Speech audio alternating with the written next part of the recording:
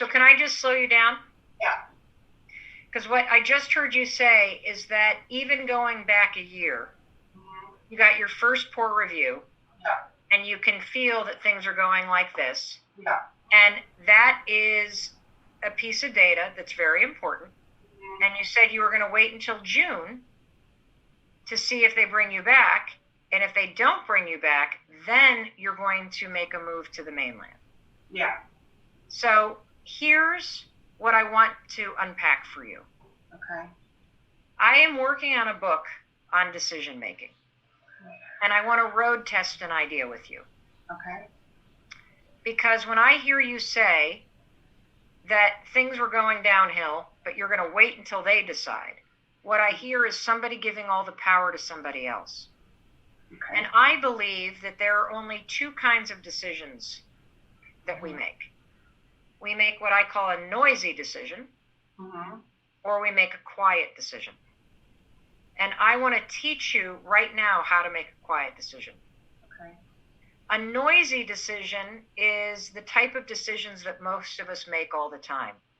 They are driven by the noise of what's going on around us, driven by the noise of fear, driven by the noise of anxiety, driven by the noise of pleasing other people, driven by the noise of being a good girl, driven by the noise of your self-doubt, driven by the noise of all the things that you do and have always done in the way that you've always done them. And then there's the quiet decision. And a quiet decision is one where you take a deep breath and you tune out all the fear and all the shit that everybody else is saying, and you go in here and you ask yourself, what do I want? And so let's do that right now. Right. If you remove fear from the equation and you remove all of the noise and the doubt and overwhelm and everything you're feeling, don't worry about the how, don't worry about the when of whatever. I want you to just go right in here and get very quiet. Quiet enough so that you can hear your own voice for a second. What do you want?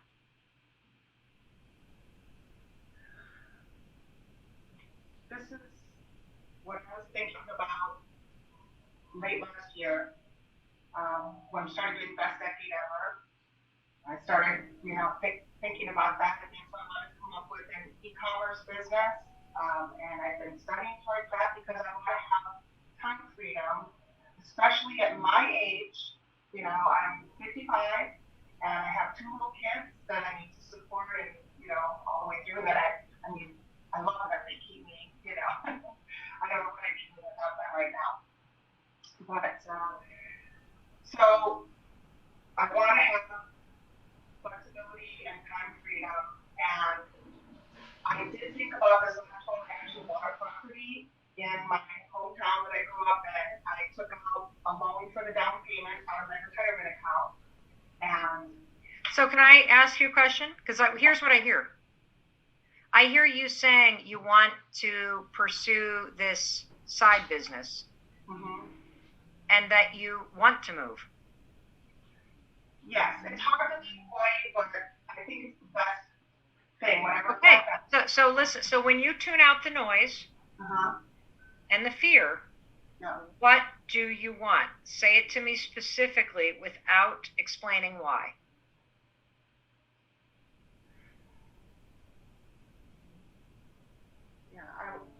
I want to move, and I want to move and start a new life, start over. Terrific. Okay, there you go. There's your decision. Yeah. So fuck what this company does. Yeah. You want to move. Yeah. And that is a quiet decision. It's a decision that chooses you. It's a decision that comes from courage. It's a decision that is purposeful. And so now what we do is move into the execution part of that decision. We have decided you're moving. Okay. So when are you moving? I think August, September latest. I want you to pick a date. Okay.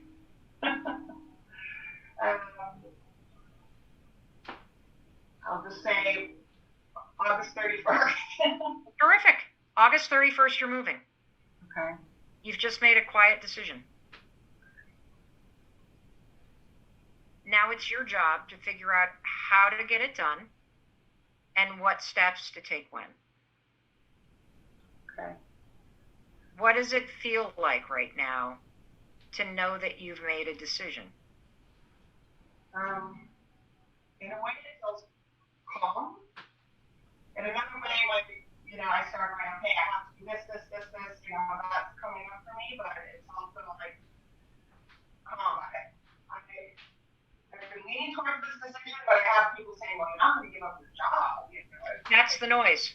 Yeah. So other people are making a decision not to do it for you. Mm-hmm. That's why you got to tune out the noise and tune into what you're quietly telling yourself. Yeah. And so you have just made a decision. Mm-hmm. You're going to move. Mm-hmm. And all I invite you to do for the next 5 days, you don't have to do anything. You've already, I'm sure, applied for unemployment. Mm-hmm. I want you to just sit with this decision. I want you to start to get excited about the decision. And starting this weekend, you can start making a plan to make the decision happen. Does that make sense? Yeah. I always say you're one decision away from a different life. Mm-hmm. And that's because when you're swirling in uncertainty and self-doubt and confusion, one decision will cut through all of that noise that's keeping you stuck, and it will give you clarity, purpose, and confidence. And that's what you just did today. Good job, Heidi. Thank you. But I'm also excited to talk to you because I am going through a major life change right now. And I consider myself to be a very confident person. Mm-hmm. And this major life change has literally rocked my world. And I am in a daily battle with self-doubt, with fear, and maybe you watching at home, you've experienced a time, or you can relate to this idea that you have made a decision. Maybe it's to end your marriage, or it's to change your career, or it's to move across country, or it's to heal yourself, or to not have kids. Or in my case, my husband and I made a decision to sell the family home that we have raised our kids in for 24 years. I've lived almost half my life here. My parents, Lisa, never moved from the home I grew up in. My grandfather was born in the house and died in the house that my mother was raised in on a big farm. This has never been modeled for me. And so when I made the decision, everybody, it felt right. And I knew it was the right decision. But now that we're on the backside of it and we're a couple weeks away from closing and packing this place up, I feel my heart shrinking. I feel these massive, hot waves of anxiety. I've felt waves of anxiety that feel like electricity. I don't know what your waves of anxiety feel like, Lisa. Do they feel like electricity, or this is like lava coming through my body? It feels like I've got a beating drum in my chest, and it's like, and it almost vibrates throughout my whole body. That's kind of how it feels to me. Lisa, I have not felt this anxious and scared in decades. Decades. And so, you wrote this book, Radical Confidence, and I do not feel radically confident right now. I feel like the Mel Robbins that I know has been knocked on her ass, and I'm wallowing, and I am doing all the things that I know to do. Get up, get moving, don't drink, move your body, reach out to friends, journal, go to therapy. I am so busy. I think almost trying to outrun the fear. Yes. And I don't know if you've ever had this experience, but what were you going to say? Because I just saw you go. Yeah, literally. So there's this thing I call in the book about squirrels, filling your life. I think it was the movie Up, where the dog has where the dog sees a squirrel and it runs off, and then it sees another squirrel and it runs off over here. It's like they become distractions, but almost the distractions help you not look at the realities of what is actually happening within you. So you even said you're filling your days up so much with almost these strategies that you're trying to overpower the actual thing. You're trying to beat it out versus actually letting it speak, letting it have a voice, and then addressing it with no judgment in yourself. Because that's the point though, right? You even said, I haven't felt anxiety in years. And so in those moments, I actually go, oh, she's back again. Are you kidding me? Because I'm literally like, what the fuck is this bitch doing here? I thought I got rid of you in law school and I was 20. What? Like, and so I'm like, get out of here. And now I'm going to like get busy and clean the house and do this and on and on. And radical confidence is something else. And it's something that I don't think I've actually ever practiced. Mm-hmm. So you and I know the same, and I want to unpack this using my story. Okay. Yeah, because I know that there are times in your life where you make a decision. You're going to break up with that person, or you're going to actually say yes to their proposal. You're going to change your job. You lose somebody you love. So it might not even be a decision. It's something that's happening and you don't want it to be happening. You get a diagnosis. It's terrifying, right? In my case, I make this decision. I think I'm confident about it, but the second the decision becomes real, I feel like I'm now a no. I feel like I signed up to go skydiving. And I was all excited when we were on the ground, Lisa, because you were going. And then Lisa's all excited. So I get excited. And this is great. And Lisa and I are going skydiving. And Lisa gets on the plane and she's off. And I'm standing down there like, this is exciting. And then I watch Lisa go out and I'm like, oh my God, she made it look so easy. And then the plane pulls up and I'm like, it's my turn. Okay, I'm in. I strapped to the person. I got my thing on. And now I'm like, I don't want to do this. Don't let me out. Like, I'm like, no. And I'm like backing away. And that's where I am right now in my life. Yeah. Right now. And so how can I face this situation and find or use radical confidence to help me navigate through one of the literally most emotional decisions I've made in my life? So girl, thank you for being so vulnerable and honest. And in situations like that, the thing that I will say a lot is give yourself grace. Like give yourself grace that maybe some part, right? You're trying to push her out like, no, oh my God, I thought I got rid of her. I tried that too. I really did. And anytime I tried something new, anytime I made a different decision in my life, she would come back again. And I would beat myself up over the fact that she would come back again. And so I realized, what if I just embrace her? What if I'm just like, oh, okay, you're back here again. That's okay. But remember, I'm not going to let you drive my life, and kind of just reminding yourself that instead of beating yourself up, allowing her to come back and say, why is she back again? What is she trying to tell me? So taking the negative voice that is the bitch and then saying, how on earth can this be my best friend?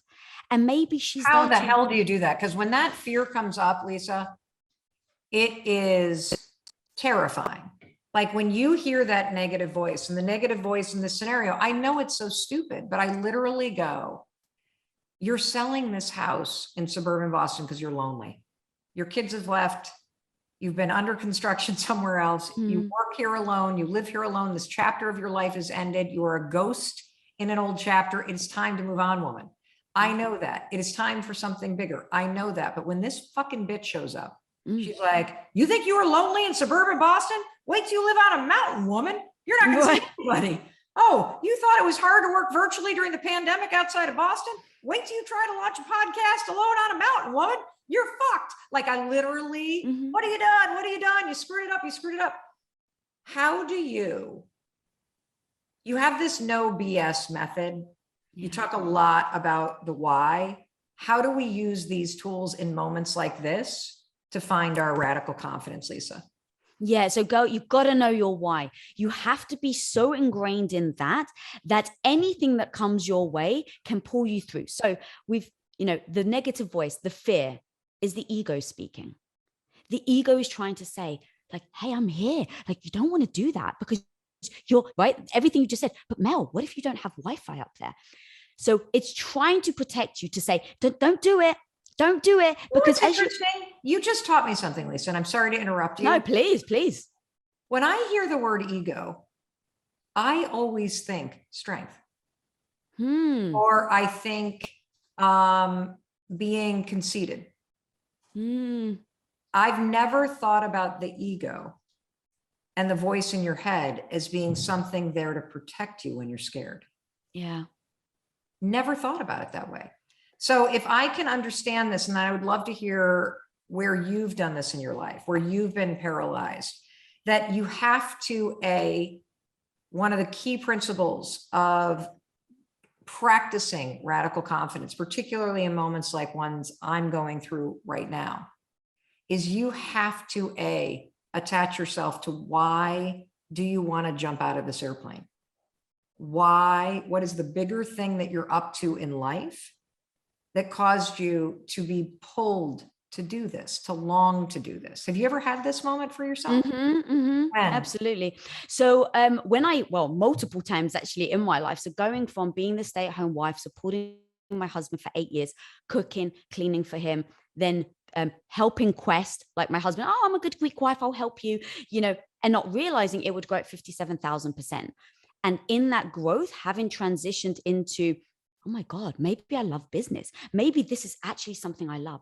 The idea of tearing apart my identity of being the good, supportive wife. This identity that I was told my whole life I would end up being. I got accolades for it. I got pats on the back for it. I was getting all the validation of what a great wife I was. And yet it wasn't fulfilling me. And yet it wasn't giving me the life I actually wanted. I hear you. So, and it wasn't, I heard something else. I wasn't sure if that was. I thought like you got somebody calling you. No. So if it's not, what was my line? If it wasn't, I don't know where we are here. Okay, gotcha. So I was holding my identity to the validation that I was getting. And yet, as Quest was growing more and more, I started to love it. I loved the challenges. I loved seeing what I was made of. And now here I was in a moment when my voice is telling, well, Lisa, you don't know anything about business. Are you really going to give up this identity, the thing that gives you the accolades, the things that give you the validation? What if you fail? What if you make a transition and you try this business thing and you suck at it? And what happens if you're god awful at it? Where are you going to get your validations from? Where are you going to get the pats on the back from? Where are you going to get the feel that you have now? While it doesn't make you happy, it didn't make me happy, but the validation and the feeling I got from doing it becomes the velvet handcuffs.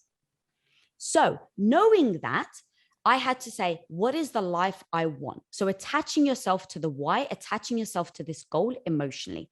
So I started to realize I had a thing over here where I was supporting my husband and I was feeling good about it. But on this other side, in pursuing the hard things, in overcoming obstacles, Quest became a mission. It became, I was actually helping women. Like we were getting letters from women who were in the anorexic community. And they said, this one woman specifically, I remember, she sent us a letter. She said she was in the hospital at like 40 pounds, Mel. She was on her deathbed. Oh, God. And she said, thank you for bringing Quest into my life. You have now made me okay with calories again. Now, when you hear that sort of thing and you attach yourself to the why, that when you step in, all these hard things to do, actually deliver on this why, I now know I have to make the change. So I know my why now. I know that I really want to change from being the supportive wife into helping build Quest. All right. So let me unpack mine. So I, like you, it's interesting because your story went from you were the supportive wife for 8 years, supporting, as many of you know, Impact Theory, that is part of the Impact Theory global brand that Lisa is the co-founder and president of, the Impact Theory Studios. But a lot of people know Tom, your husband, because he started, that show. You guys have 7.5 million people in your Impact Theory audience. And so you supported Tom for 8 years. You guys are co-founders then of Quest Nutrition. And so you went from bucking all of the stuff that you were told to do, being raised in a Greek Orthodox family. You're going to get married, you're going to support your husband, you're going to have children, and discovering that you love business. Yeah. And the impact that you were making and the fulfillment that you felt became your why. Correct. The why you were going to not do what society and your upbringing and what you thought you were supposed to do. Yeah. I have something that's almost like the reverse. As the more successful I've become, the lonelier I've become, and the more stressed out I've become. And my why is to create more peace. It's to create more ease. It's to create more fun. It's to be much smarter about my business so that I can accelerate and magnify the impact without accelerating and magnifying the stress. And a big piece of me deciding that it was time to sell this house is because I race back and forth and back and forth and back and forth and back and forth and jump on planes, and I am never anywhere, which is why I'm lonely. And it's just like it probably scared you to not do what you had been told you should do and had been doing forever. It scares me to slow down and to approach business very differently so that I can have all the things that I really want, which is more time with my family, more peace, and a bit of separation between the empire and the impact that I love building and the peace that I need and the connection that I need in my personal life. And when I say that, I'm like, fuck this house. I'm out of here. Back this shit up. Let's go. Right? See? Yeah, it all depends in the moment, right? So for instance, if we even know hangry is a thing, right? You don't eat, you get mad, and all of a sudden you may say something you shouldn't have said. So if we understand that one little thing by not eating has an impact on how we feel about ourselves, now think about all the other things that come along with what you're doing. You're having to look back at 25 years or however long you've been there, right? So all of that is emotional, of course. And so now it's like, how do you separate why you're trying to do it with the emotion you're feeling? Oh, I love this, because here's what I just got from this. The grief is completely appropriate. 1,000%, Mel. The fear is not necessary. Like, the fear is something through radical confidence. If I'm able to separate the process of grieving, which is an emotional process that you cannot attach a timeline to, that is so healthy and so important. And it's also all about the love and the loss and the, like, all of it. And you can't outrun it. And that is something that's really a big part of this major change, is the grief. But what I've done is I've collapsed the fear of the unknown and my lack of confidence in knowing whether or not this next thing is going to be successful. So if you look at that, the why, right? So you've got the why. So everybody, the first piece of advice from radical confidence: if you are in the low, if you're in a big major decision, if you're scared about something, you did not lose your confidence because it's in you. We're going to tap into it. And if I'm hearing you correctly, step one, when you hit that moment, is you got to attach yourself to your why. And my why is that I want to make a greater impact and have much more peace and ease in my personal life and more time with family and friends. And that's why I've got to remove this variable of a house that my entire family has outgrown, even though I don't want to give up the memories. Like, I'm still walking around here because it keeps me close to my kids. And then you're also saying, though, and this is the really important part that I've actually never heard anybody say. I'm sure lots of people have said it, but I've never heard somebody say it in a way that I really understood it, Lisa.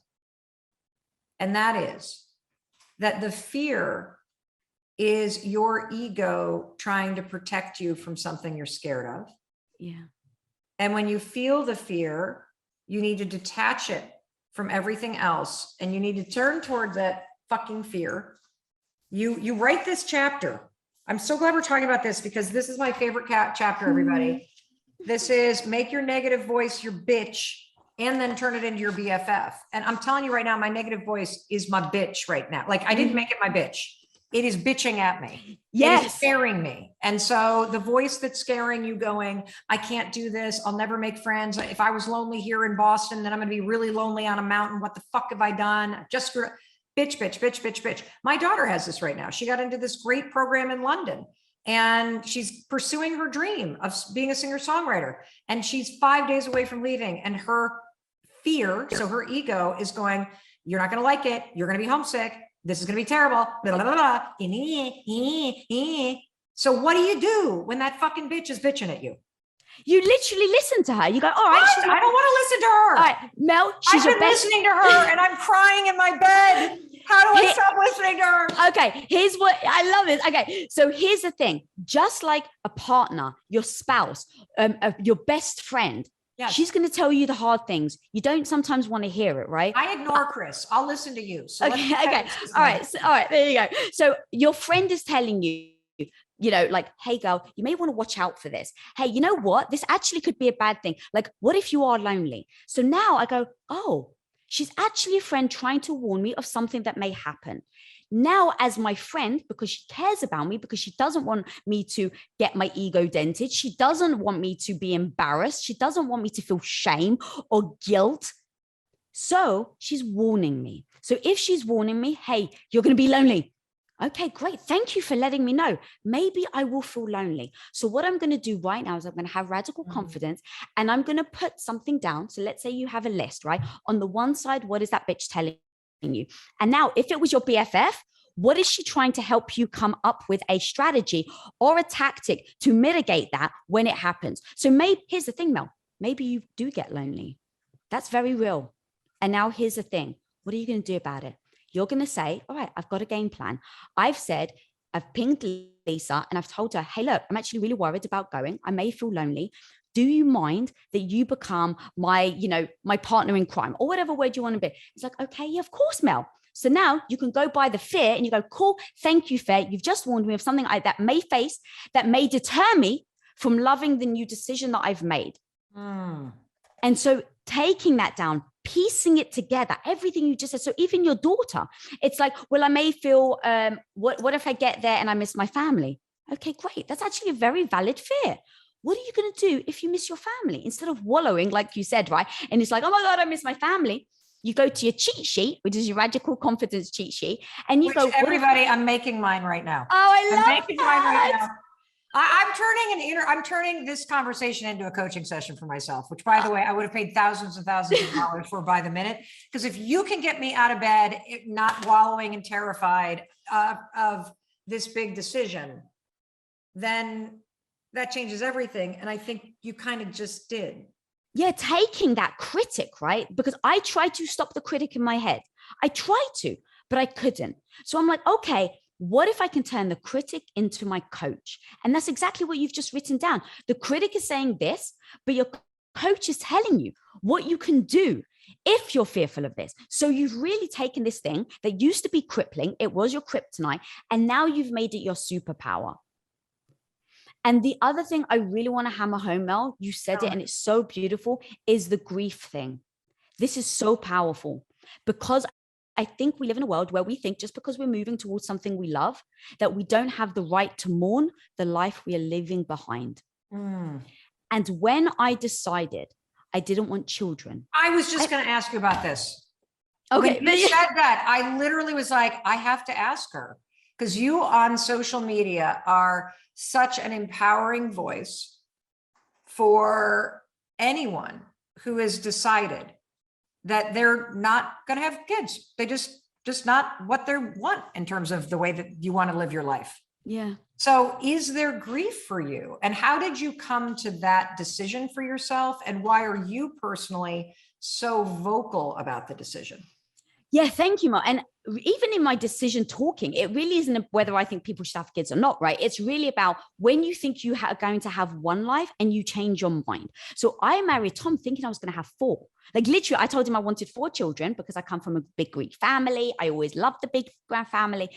And 10, 15 years in, when I realized I love entrepreneurship, I have a chapter called Open Up the Can of Worms and Embrace the Ick. Now, open up the can of worms is me asking myself the hard question. Do I actually want children? And so many of us hide from asking ourselves that question, or a hard question, because the ick is what comes with the mess that is the hard question. So let's say, for instance, do I actually want children? And the answer is no. The ick is now I have to talk to Tom, my husband, who may still want children. Now what happens, Mel? Is he going to say, well, babe, you promised me. And so it's a, I want children or we have to get a divorce. I don't know. Right. That's the ick that you have to face when you ask yourself the hard question. What was the moment when you were like, wow, I actually realized I don't want 4 kids? How did you get to that decision? So do you ever feel like it's a whisper in your head first?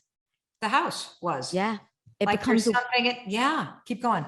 So it becomes this little whisper that maybe we try to ignore because it's uncomfortable. It's like, I don't want to ask myself this hard question, because if I say to myself, to your point, do I really want to live here anymore? Now you have to deal with all the emotion that comes behind it. You have to tell your kids. What if your kids are upset? Now you've disappointed your kids. What if your husband doesn't want to move? Right? There's so many things that come with you saying, maybe I don't want to live here anymore, that ends up people living in the same house that they didn't want to live in for 10 years. So it's making sure that you ask yourself the hard question, listening to the answer, which is the whisper, right? So the whisper is, do you still want to live here? Do you still want to live here? And in fact, let me back up. So you listen to the whisper and then you let it speak. Do you remember the first moment and where you were when it went from a whisper to a speak? The interesting thing is someone else saw it in me before I did. I didn't want to acknowledge the whisper.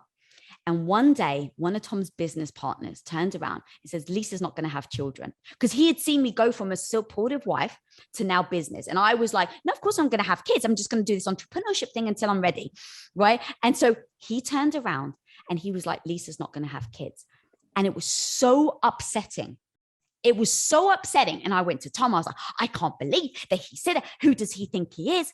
Why the hell did I have such an emotional reaction to it? That was the thing. I was like, because Tom even said, babe, why does it bother you? Who cares what other people think?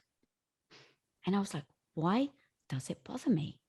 And it was because I was ignoring the whisper and he just called it out because he saw in my actions how much I was thriving in business. He saw, but because of my belief system, the belief system that I had as a Greek woman, I was going to have children. I didn't want to ask myself the hard question. So when he said that, I actually stepped back and said, why do I believe that I'm going to have kids in the first place? Like with no judgment, assess my belief system. And once I started to write down literally almost like, what are the first things that come to your mind? And I was like, all right, legacy, like chatting something out like as quickly as possible. So I was like, all right, legacy. And I was like, well, what does legacy mean? So I wrote it down, legacy. Oh. What does legacy mean to me? All right. Well, I said legacy because to me, it was about having children to pass on your wisdom. That was what my dad used to tell me. And I was like, but do I actually believe that? And I'm like, well, a legacy to me could be, having, making a mark on your life now so that when you're gone, you're remembered. All right. Do I actually need to give birth to my own children to do that? Oh, no, I actually don't need to. And then it was like, why else do I believe that I want to have children? I really love the idea of having a little Tom running around, a little mini Tom. I love the idea of having a daughter that one day I could help her mindset not be crippling like the mindset that I had growing up. So all these emotions were real, which is why I didn't want to necessarily say, but is this worth, right? Is this something that I really want to have children over? And so once I looked at that and I said, you know what? I actually still want that.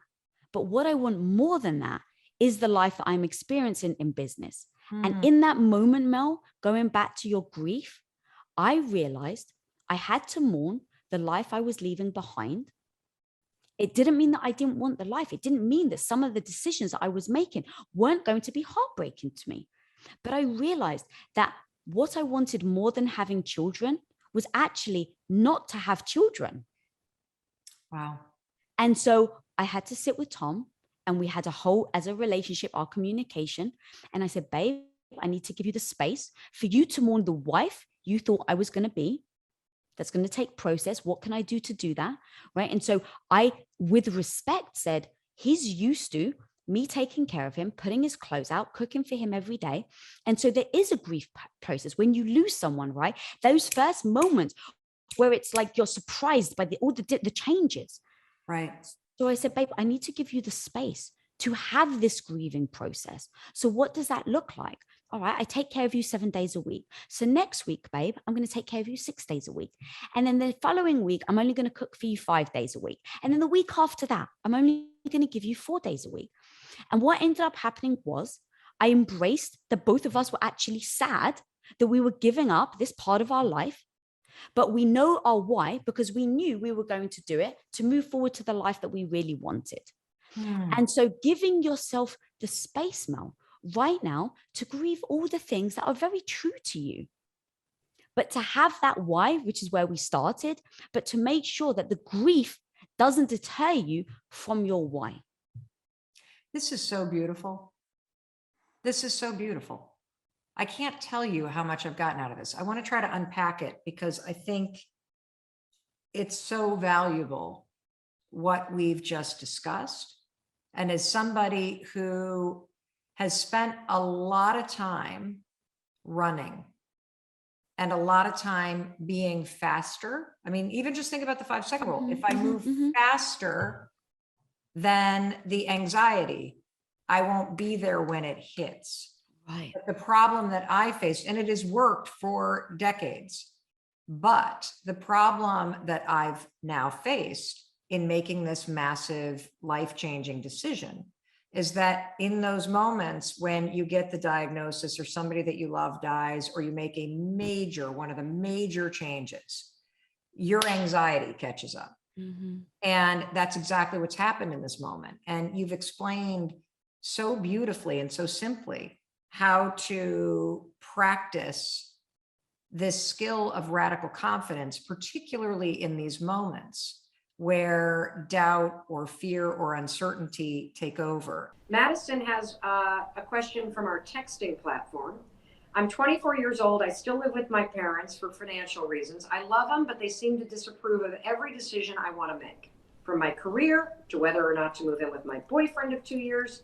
I struggle with always needing that okay from my parents. I don't want to disappoint them, and it constantly makes me second guess my decisions. How do I move past it? So how do you move past the fact that you have indecision because you don't want to disappoint your parents? This is a choice.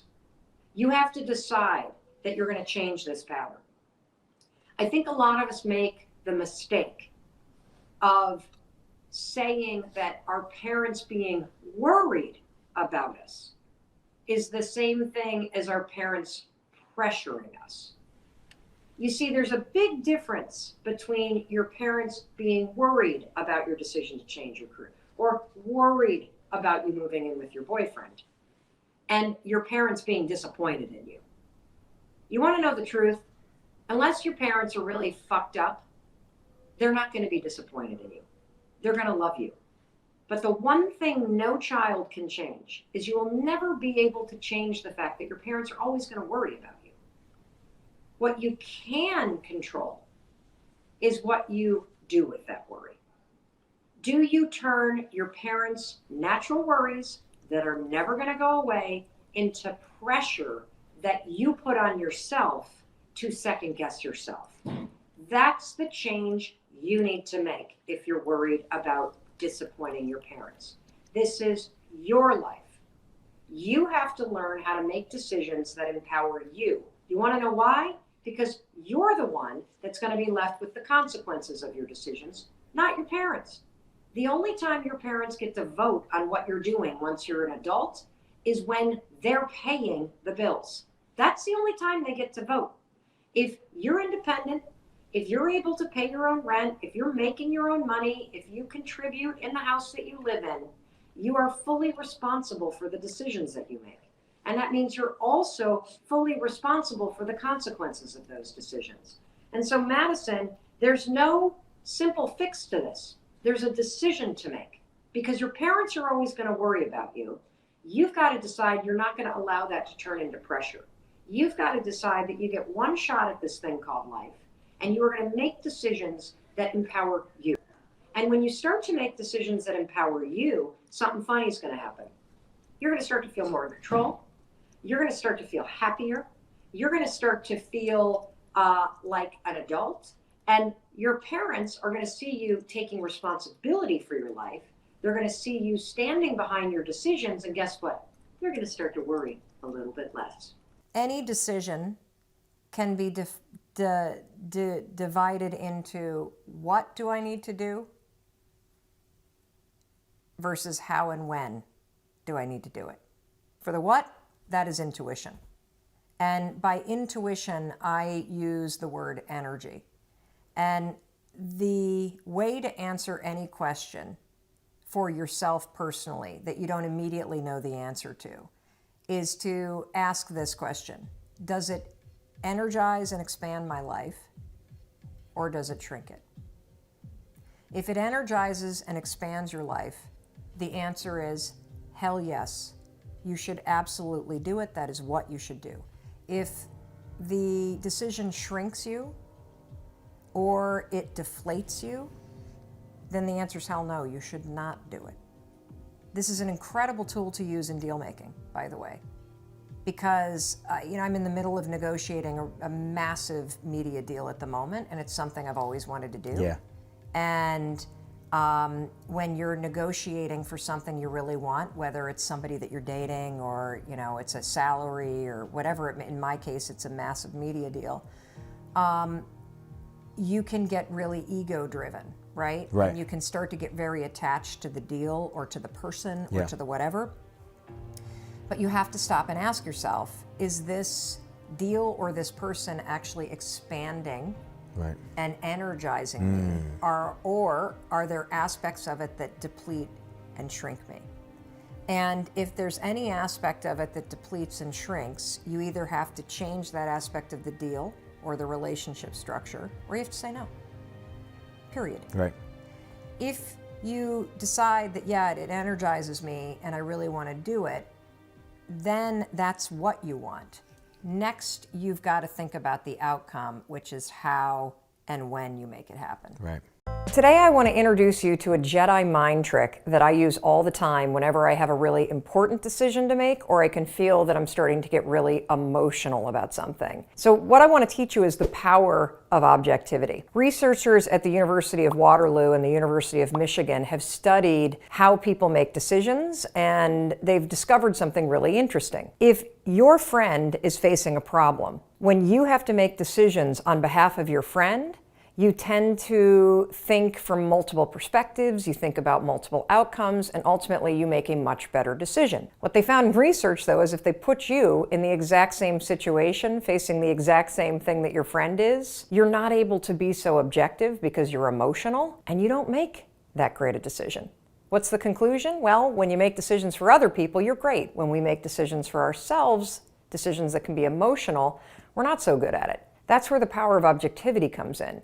It's the ability to make a decision from a third party's perspective. Let me explain. So if you're facing a really important decision and you can feel yourself getting emotional, maybe you're thinking about asking for a raise or changing your career or changing your major or ending a relationship or starting a relationship, whatever it may be, if it's something that is emotional for you, you're going to have a hard time thinking about all the options, and you're going to be really attached emotionally because maybe you're concerned about the people who may be impacted by your decision. Maybe you're managing that somebody's going to be disappointed or hurt by what you need to do for you. This is when the power of objectivity is really important. Pick somebody that you really admire. I mean, it could be somebody like a Bill Gates or a Richard Branson or an Oprah Winfrey, or maybe you have a mentor. And stop yourself and ask, what would Oprah do in this situation? What would Richard Branson do in this situation? What would your mentor do in this situation? Bringing that level of third-party objectivity will yank you out of your body and your emotions, and it will help you give yourself the perspective that you need and the distance from your emotions so that you can actually assess your options and make the best decision for you. What would Mel do if Mel were making the decision, the best decision? You know, there's a really interesting example of somebody who did this in sports, and at the time, he actually got a lot of flack for it. It was LeBron James. Now, LeBron James, as you know, played for the Cleveland Cavaliers for a really, really long time, and he's arguably one of the best basketball players to ever hit the NBA. So he made this announcement that he was going to leave the Cleveland Cavaliers, where he had been playing forever, had rabid fans, and he was going to leave them and go to Miami. Miami Heat. That was the conclusion you woke up with this morning. That was the conclusion I woke up with this morning. he was giving an interview to ESPN, and what he said was this. He said, LeBron James needs to do what's best for LeBron James. Now, people kind of laughed at him because it's a funny way to say the sentence, but this guy's really smart. He was leveraging the power of objectivity.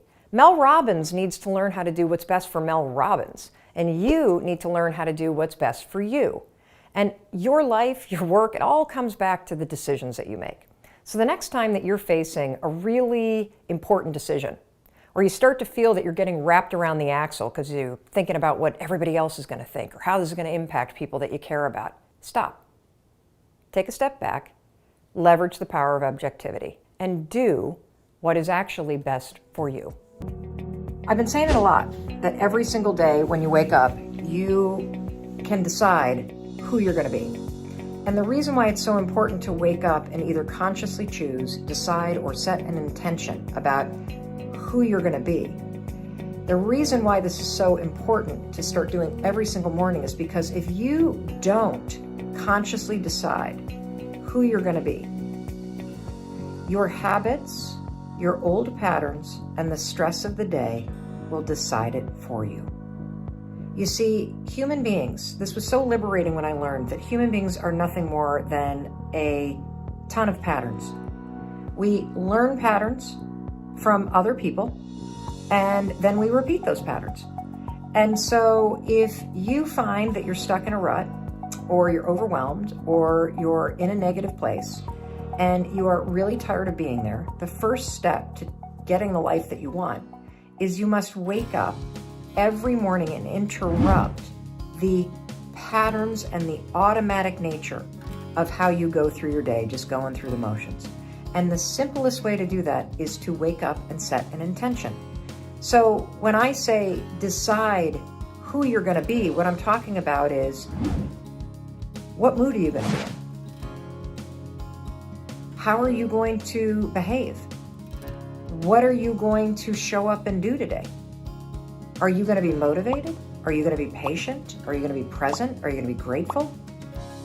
Those are decisions that you can make. And when you wake up in the morning and you set an intention, today I am going to see the good. Today I am going to be optimistic.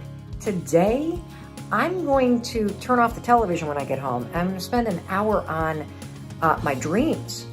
When you wake up and set an intention and you decide who you're going to be today and how you're going to show up and what it's going to feel like to be you, you take control of the day. And you give yourself an anchor to keep coming back to, so that when something stresses you out, or you catch yourself thinking negative things, or you get a text, or somebody doesn't respond to you and you start to feel discouraged, come back to your intention. Today I said I would be optimistic. Today I said I would see the good. Today I said no matter how tired I am, when I get home tonight, I'm going to find an hour for me. That's what I mean, Night Queen Bee, when I say decide who you're going to be today. And that's why I think it's so powerful when you wrap your mind around the fact that every single day you get to wake up and decide who you're going to be today. And it's the first step in taking control and creating the life you want. We need to stop asking questions, and we need to be a leader in our own life, and we need to make decisions that support our family, that support our safety, and that support the things that we care about. And this all started to go down when we were still taping last week, and Mindy made the decision to get rid of audiences. And there were tons of phone calls back and forth with our production company and with various people about, should we get rid of audiences? Should we not get rid of audiences? What are we doing? What are we not doing? Lots of questioning. I'm sure you're questioning right now. Do you know one of the biggest things that everybody's questioning right now, at least in my friend group, because I've got a 21-year-old who's a junior in college, a 19-year-old who's a freshman in college, and a soon-to-be 15-year-old, is everybody's been relating to self-isolation like it's some big snow day. It's not. And so what everybody is asking each other in my friend group right now is, the kids that are coming home from college, the kids that are home from high school, the kids that are home from middle school, should they be allowed to get together? Should they be on play dates right now? And here's the thing. First of all, I think absolutely not, because self-isolation means you're protecting yourself and your family from all the people out there who you don't know who they've come in contact with. If these kids have come home on airplanes, if they've been on school buses, most of these kids don't have any symptoms. Self-isolation means you isolate yourself with your family.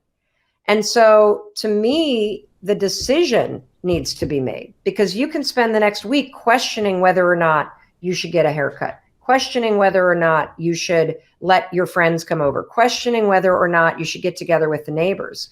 And what really needs to happen right now is you need to be able to make decisions that support you and your family. Because when you start making decisions, you move out of thinking and ruminating and stressing and feeling analysis paralysis. And the second you make a decision, sorry, kids, you're going to hate this, but no friends are coming over for 2 weeks, because that's what the leading epidemiologists say. And as a family, we need to isolate. And if we isolate for a week and then we let a friend come in who's flown here from Texas, because that's where they go to college, who knows what they were exposed to on that plane? That's the point of isolation. Now, am I excited for the blowback when our kids are basically told you're stuck with mom and dad for 2 weeks? Nope, not excited for that at all. But in this moment in time, you really need to be making decisions, because that's where the power is going to come. And the other thing is that your kids are going to be looking to you for certainty. And so here's the scope in which I am making decisions with my husband. What do we need to do as a family in order to keep ourselves safe? And what do we need to do as a family in order to keep ourselves positive?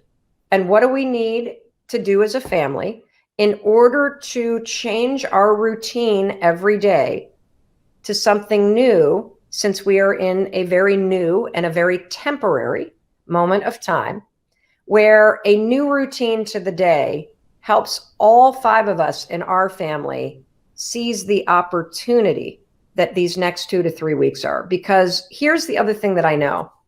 There's not a single challenge that you've faced in your life that hasn't made you a stronger and better person. And there is no doubt that this is a challenging moment in time. Even if you're not in a hot spot, even if you're not in a country that is not quite in a lockdown yet, this is going to be a challenging time globally. If you listen to the experts, it's coming. And so on yesterday's broadcast, what I talked about are the 3 things that I want you to focus on. So I'm going to repeat them.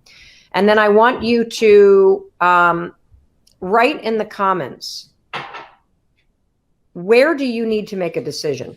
Where are you questioning? And questioning what to do is causing you a lot of anxiety.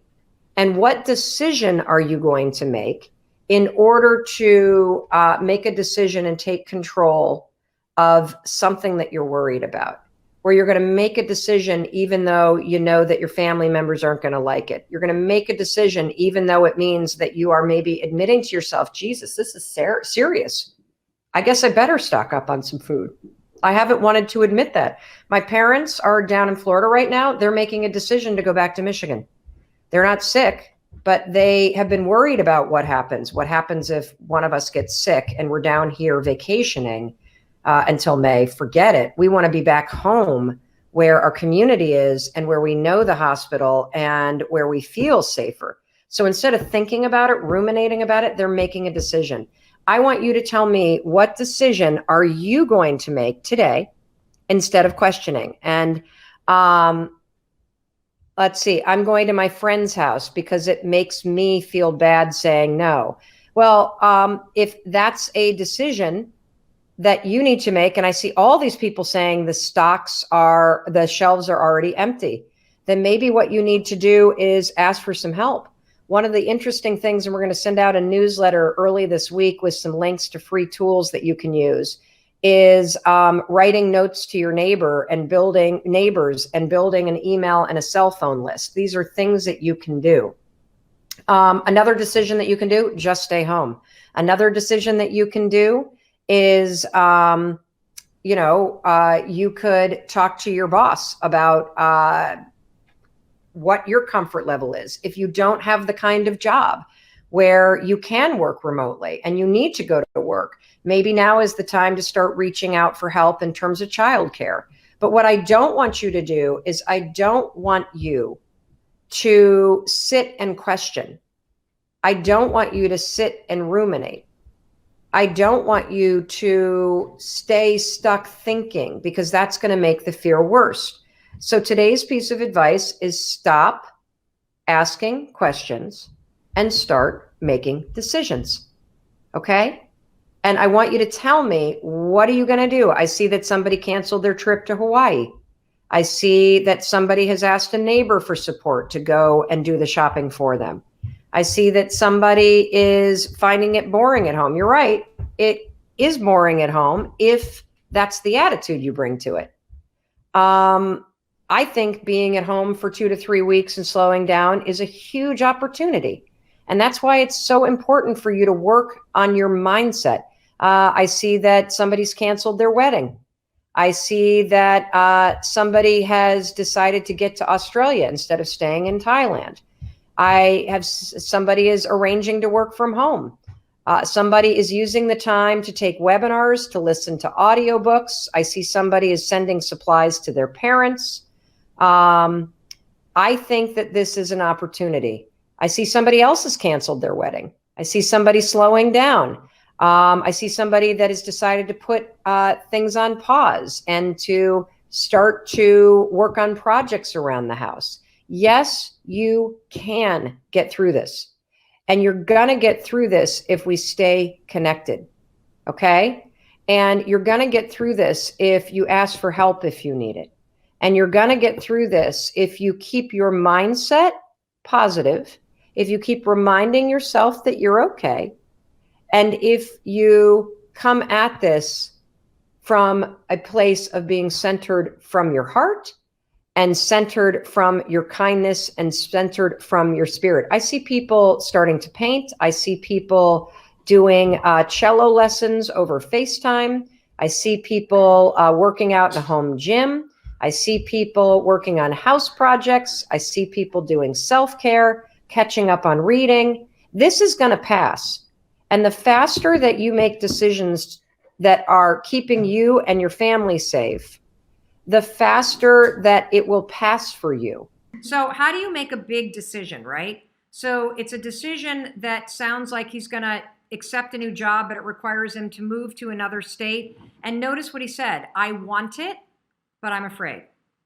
This is the perfect question for right now, because you would actually use do it anyway.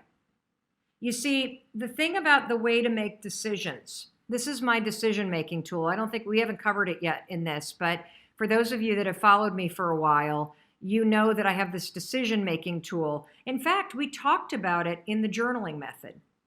So in the journaling method, if you go back to videos 9, 10, and 11, and if you look at the journaling method that we talked to you about, and look, I want to tell you something. I'm not asking you to buy this. In fact, please don't buy the 5-second journal.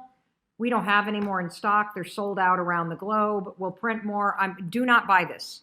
I'm not doing this training to ask you to buy anything. I'm showing you this because for those of you that don't have the journaling method in front of you, if you go to 5secondjournal.com, 5secondjournal.com, if you go to 5secondjournal.com, what you will find is a ton of free templates that will show you the journaling method for free. You don't ever have to buy that. I'm telling you not to buy it. I want to be very clear. The reason why we're doing these trainings is not to get you to buy something, okay? It's to help you learn how to reset your mind. So back to the question. The opening thing in the journal. Do I have one that's open here? Because then I could, well, I'll just open this one. The opening thing in the journal is a fuel gauge that has you tune in, and this is going to get to decision making, that has you tune in to how you're feeling energy-wise every morning. And so let me show you what that looks like in case you haven't seen those videos yet. So you see this little fuel gauge right here. Oh, can you see it on Instagram, Oak? Am I holding it up? Yeah, just like not that one. Yeah, there you go. Okay, Really there you go. So that fuel gauge is a visual cue to have you tune into your energy and to assess whether or not you are depleted and empty about something and heavy, or the other extreme is energized, full, expanded, open to possibility. And the reason why I ask you to do that first thing in the morning to assess your mood, to assess your energy, to tune in, is because there's established research that says that your mood in your morning impacts your productivity and focus all day long. And so if you can boost your mood in the morning, it has a material impact on your focus and on your productivity all day. And so we use it in the morning in the journaling method that I've taught you in videos 9 through 11. But when it comes to decisions, I want you to do the exact same thing. I get that you're scared. It's a change. I would be kind of surprised if you weren't a little nervous about doing something awesome, like moving to a new state and starting a new job and all the possibilities that come in with it. So if you're trying to make a decision, do I do this thing that's scary or not? What you do is tune inward and really assess, how do you feel about it? When you think about yourself living in this new place and having this new job and all the possibility and growth that comes with it, do you feel dead and depleted and stuck? Or do you feel energized and alive and full of possibility? You see, if the decision is something that will expand your future, that will create possibility, that will make you grow, then it is 1,000% something that you must do. And you must do it even though you're afraid. And the fear is a very normal thing. And the fear is there because you're about to do something new. But do not use the fear to talk yourself out of making a decision that actually is grounded in growth and possibility and energizing you. So that's how I make decisions, using the stuff that you're learning in the Mindset Reset. And again, you can go back to the journaling method on videos 9, 10, and 11.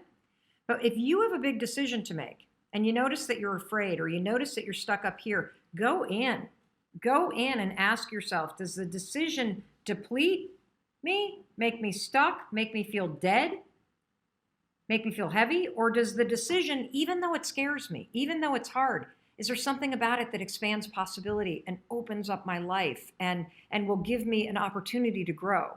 If you're in this camp, the answer is heck yes. If you're in the dead camp and the hell no, heck no, okay? So how did you go from literally working at Target and starting a side hustle? Why, first of all, did you decide to buy a camera in 2011 for $300? What was it inside you that had you want to do that? You know what's crazy, Mel? So I was listening to this meditation the other day, and it actually gave me a vision of why I did all of that a decade ago in a way that I'd never comprehended. And in the meditation, the guy said, for all of us, there was a flame. And for most of us, we feel like ashes right now. And it's hold on. Yeah. I want you to stop right there. Yeah. Say that piece again. Did you hear her, everybody? I'm going to say it. For most of us, there is a flame, but we feel like ashes. Yes. How many of you feel like you are a pile of ashes right now? Yes. And it goes on to say, all it takes is listening. one ember, just one ember, and the right fanning to create the flame again. And when I heard that, I realized that, like, for me, my camera was the ember, and like that brought back the passion in my life.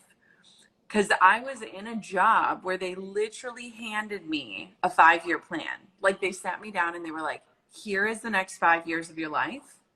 And I was like, not a part of the conversation, right? And it was nothing to do with the corporation. Well, hold on. Let's just put you at the scene. So everybody, what she's talking about is she was excelling at Target. They literally were like, you're doing a great job. So great that we've got a 5-year plan for you, which a lot of people actually want in their jobs. They're like, that's the ladder I'm going to climb. But for you as Target's like, we love you. here you are, what we're going to do about it. Yeah. You're like something started to feel like ashes, right? Yes. Well, and it's like crazy because I've always been an artistic, passionate person. And I just don't resonate these days with the like, pursue your passions conversations, because I think most of us don't even feel passionate anymore. It's like, if I knew what my passion was, maybe I could be in pursuit of it. But for so many of us, we've gotten into this monotonous rhythm or this hustle mentality where it's like, wait, what actually lights me up? Like, when do I actually feel joy? And it's crazy because I didn't buy a camera to start a photography business. I bought a camera to feel passionate again. And so I remember it was like the first thing in my adult life where I would like sleep with my camera on my nightstand because I wanted to learn how to use it. Like, I wanted to like pick it up any time of day, whether it's dark or light out, and create something with it. And it was like this reminder of like, my childlike curiosity and creativity never left me. I just wasn't fanning the flame of it, right? Yeah. And so that was the beginning for me. And I remember the first time somebody offered to pay me to take photos, I was like, wait, what? I can make money doing this? And it was just like this crazy awakening of like, you can be passionate again, you can get paid to pursue your passions, but you also can take charge of your life. And one thing I want to note, because I think it can be really unrelatable unintentionally, is when people talk about building businesses, they make it seem like they just abandon their past identity or the thing that they were doing. But every single time I've started something new in my career, I have maintained the thing that has gotten me to that point and used that to fuel and fund the next dream. So every single thing. I want to Yeah. stop here because I Yeah. want to pull out the tactic. Okay, so Yeah, do it. Let's do we're it. already dropping knowledge, everybody. I don't even know if this is going to be 5 or 7 or 9 or 11, but I'm going to pull this out for everybody Yes. so that you can actually track to what she's saying. So first things first, will you repeat? Well, first things first, everybody, the book is How Are You Really? This is my friend, Jenna, and she is incredible. And I've pinned the title of the book and her account to the top of the chat. You should be asking questions in the comments right now, okay? Because we're going to come to your comments, but I'm going to distill this down. So takeaway number 1, please repeat the meditation sentence. Yeah. That is the core. Yeah. For all the teaching that we're going to talk about today. Repeat Yes. that, please, Jenna. That's Yes. takeaway 1. So it says, for all of us, there was a fire, but for many of us, we feel like ashes. And all it takes is one tiny ember and the right things and people to fan it to create the flame again. And I listen, it's the meditation is called, I think it's called Sit Around the Fire. If you Google it on Spotify, you can find it. And it's just so beautiful. But to me, I think that's so exemplary of where so many people are, is we just feel like a pile of ashes. And we forget that all it takes is one little spark, just one tiny spark, and Amazing. the right things in your life to fan it. That's the biggest thing. Awesome. So takeaway number 1, everybody, is that there is still an ember burning inside of you. And it feels like curiosity. It feels like the things that you enjoyed doing when you were a kid. It feels like the things that you're drawn to. And what Jen is trying to tell you is that step number 1 is to pay attention to that thing, even if it's barely smoldering. Mm-hmm. The thing that makes you come alive a little, you have to lean toward it, because that is the pathway toward aligning your life to what really matters to you and is going to work for you. The second takeaway that you have learned is that in the beginning, when you take that ember, right, this is not about marrying $1 million businesses with it. This is about fanning the things you're curious about and interested in and drawn toward, and surrounding yourself or following people that are doing the thing that you're drawn toward. Even when you said, Jenna, I just wanted to pick up the camera to learn how to use it. Yeah. I felt something flutter inside of me, because I don't really know how to take great pictures, and I've always wanted to. I rely on my camera. And Yeah. so I'm like, oh, well, that's interesting. That might be the little ember inside me. There might be something about leaning more into doing the creativity and being on the other side of the camera or learning more about it than being on this side where I am. And so, guys, Yes. that's an example of an ember starting to get fanned by Jenna. And so that's takeaway number 2. Now, what I want you to understand is that you kind of kept leaning toward this thing that had you come alive. How did you go from like, okay, I'm now letting myself use this $300 used camera from Craigslist. Mm-hmm. I'm noticing something come alive in me because I am pursuing something that I'm curious about. Yeah. How did that go from I've just brought something back into my life that makes me not feel like a zombie anymore to you making money taking photos for people? How did that happen? So my brother and sister-in-law got married in Jamaica, and it was right around the time that Drew and I were planning our wedding. And so I was in on all of the wedding vlogs. This was pre-Pinterest days. And I asked them if I could bring my camera with to Jamaica and take pictures. And one of the things that I love every single year is when I get a reminder on Facebook of me sharing an album of photos that was titled My First Wedding Photography Project. Not, so-and-so's wedding, my first wedding photography project, meaning there will be more. I was so bold in those early days when I really came alive with it, where if I saw somebody get engaged, I was like, oh my gosh, congratulations. Hey, by the way, do you need a photographer? I would love to take pictures for you. I'm learning how to do it. And I still have messages like that where I really just decided, okay, how can I serve people while I learn?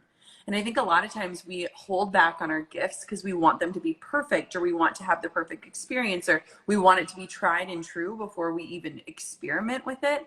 But I just started taking pictures. I took pictures of cats. I did senior photos. I took boudoir photos. I mean, I did every type of photography. 1, to learn what I loved and what I didn't love, but 2, to just refine the art of it. And I think it's really important to note, there's a line that I've said to you recently in your own life, but also a line that is in my book. And it talks about when I was still working at Target, but I knew that I wanted to be a photographer. And it felt like I was riding 2 Clydesdale horses going in opposite directions, because I had this deep passion, but I also needed the security and the safety to be able to pursue it. And so I think a lot of us find ourselves at these crossroads where it's like, I really want one thing, but I need to fund that dream, and I need to have the safety and security to stay creative. And so it was like, I just worked my job, my full-time job, and then went home and worked on the side hustle. And everything I've ever done in my business, whether it's my podcast or even writing this book, was a side hustle, because we're so quick to abandon something when it doesn't serve us any longer that we miss seeing the way that the things that we're doing can serve us and propel us forward. And so my full-time job funded the dream and gave me the ability to stay creative and not feel so risky. And I think people are quick to abandon the things that have gotten them this far, not recognizing that those things can carry them forward. Okay, so I'm going to show you something here. Okay. So this is, she basically used this analogy because I was feeling completely overwhelmed and needing to make a choice between the old way I did business and a new way I'm doing business. And Jenna was like, Mel, you're literally riding 2 Clydesdale and they're galloping in different directions. And it's time to basically hop off one of them. But I want you guys to all hear something, because I think one of the things that really keeps you stuck, and yes, I'm talking to you as you're watching Jenna and I talk, and the book, How Are You Really, is pinned to the top of the comment. And it's going to hold your hand like a best friend and walk you step by step through everything we're talking about. Is that step 1 we've already talked about. There's an ember inside you that is really kept alive by your curiosity, the dreams and the passions and the artistry that is woven into your DNA is still smoldering in there. And conversations, podcasts, music, certain people start to fan the flame of it, and you can feel it.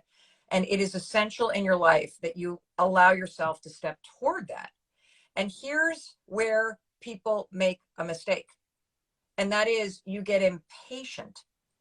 Because you get impatient, with the fact that it takes time for that ember to start to become a flame, and for that ember that is a flame to start to fire up your bank account.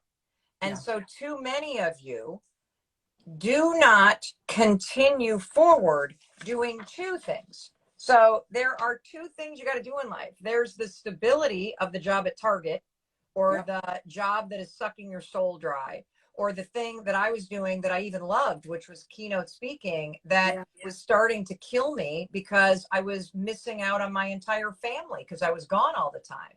And then there are the things like taking photos of friends and, you know, writing or experimenting with podcasting, or starting to journal every day, or picking up the paintbrush again, or starting to follow travel bloggers that start to stir something inside you, that start to awaken something inside you. That is the fan and the flame that we're talking about here, people. And so you got to do both. These are the two Clydesdales until this all of a sudden has a path that can start to pay for your life. And look, for some of you, I'm going to tell you something. Attaching money to the thing that fans the flame chokes the soul of it. And so always having something that is allowing the foundation of your life to work, and being intentional. I can't even speak this morning. I haven't had my coffee yet. Being intentional about making room to have really focused time to fan the flame. Yeah. That's also a formula for a life. Just because Jenna and I have built businesses from scratch that have impacted millions of people's lives, and we are proud of that, doesn't mean that's what you need to do. Yeah. Yeah. You might come alive simply because you allow yourself to freaking paint again. You might come alive because the fan and the ember inside of you is really about cutting sugar out of your life. Yep. Or learning how to get out of bed when the alarm rings and take a walk every morning. It might be something else entirely. Can I tell you why I didn't write a business book? Yes.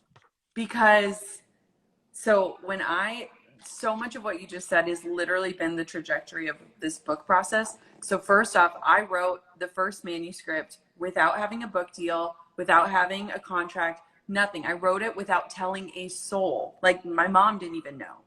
And it was because I wanted to write words that tell and not words that sell. And if you want to learn how to stifle your creativity quickly, add a deadline or add money to any project, and all of a sudden you're not an artist anymore. You're not creative. And I knew that about the creative process for me. And so I wanted to embark on it in a way that was like in the privacy of my own heart, where like it wasn't for the accolades, it wasn't for the performance, it wasn't for the feedback. It was what I really wanted to say. But the other thing, Mel, is that I started to write a business book because, of course, I have the Gold Digger podcast. It's a marketing podcast. I love business. But what you just said was so powerful, that entrepreneurship is the way for us, but it isn't meant for everyone. And I recognize that I love entrepreneurship because of the lifestyle I have. But the lifestyle that I have is not only reserved for entrepreneurs. It's reserved for all of us. It is possible for anyone who wants to wake up to their life and actually experience their days. And so it's interesting because it's like when you're around entrepreneurial people, it's like, oh yeah, of course this is the way. We're wired differently. And so you could be a stay-at-home parent and be so fully awake to your life. You could work a 9 to 5 and be fully awake to your days. What does that mean? What does that mean, be fully awake to your life? You live fat minutes. And what I mean by that stop, is hold on. What is that? The hell is a fat? I'm sorry I keep interrupting you. No. But I'm like, wait, what? You're dropping so many life-changing concepts, Jenna. Yes. What the hell is a fat minute? I want to live a life of fat minutes. Minutes so fat that I experience all 60 seconds of them. Like I want to literally sit in a minute and remember it. And like I feel like even in the midst of this book launch, like you've been messaging me. You sent me like an 8-second voice memo that like literally made me cry the other day, where you were like, just enjoy it. Just be there.